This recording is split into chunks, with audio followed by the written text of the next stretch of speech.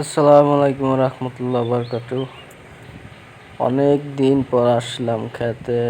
খেতের যে অবস্থা, কিছু মরিচ পাকছে, তাই মরিচ যে পরিমাণ ধরছিল সেই পরিমাণ এখন নাই। কারণ হলো গাছ গাছের নষ্ট হয়ে গেছে, বুতরাই গেছে গাছের মাথা। যারা কম বেশি কৃষি বাধা দেন তারা বুঝবেন যে বুতরাই যাইলে পাতা কীভাবে হয়ে যায়।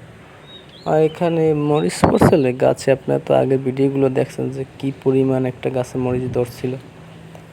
কিন্তু ওই রোগের কারণে এখন আমার ওই মরিচ কম হয়েছে।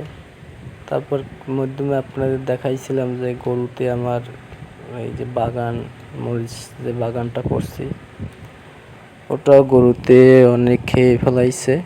সেই জন্যই এখন দেখতেছেন পাতলা পাতলা।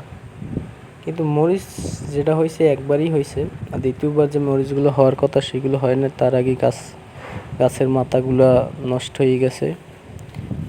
এখন ওষুধ প্রয়োগ করছি, যদি আল্লাহর রহমতে অতি ঠিক হয়। কিন্তু আমি যে মরিচ যে অল্প কিছু জায়গায় দিছি মরিচ, এতে আমার বছরে খোরাই হয়ে যাবে আল্লাহর রহমতে। সমস্যা নেই, আমার তো আর বিক্রি করা লাগবে না। এই কৃষি বোধা মোটামুটি চলে। দেখতেছেন যে আমি এখন বর্তমানে যে মরিচ তুলতে আছি, কিন্তু গাছগুলো নষ্ট হয়ে যাওয়ার কারণে এইটা হলো আপনার তৃতীয় তোলা। আরও দুইবার তোলা দিছি আমি। তৃতীয় তোলাটি মরিচ কম, প্রথম তোলায় বেশি হয়েছিল। এই আমার এটা হলে বিকালেই মরিচ তুলতে একটু শান্তি, বাতাস থাকে, ছাওয়া থাকে, এই আর কিছু না। নিজেরটা একটু নিজেই খুব ভালো লাগে। তবে অনেক পরিশ্রম করা লাগছে এখানে। সার পাতা অনেক এখানে গাছ ছিল, গাছগুলো কোতলাইয়ে ফেলাই দেওয়া লাগছে। অনেক পরিশ্রম ছাড়া কোনো কিছুই হয় না, সব কিছুতেই পরিশ্রম লাগে।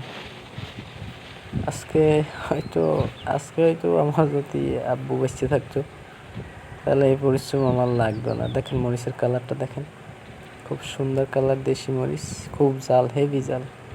তারপর দেখাইতেছে আপনি কালারগুলো দেখেন, মরিচের হেভি সুন্দর একটা কালার, ওই কালার দেখেন। গাছে মরিচ মোটামুটি কম না, খারাপ না।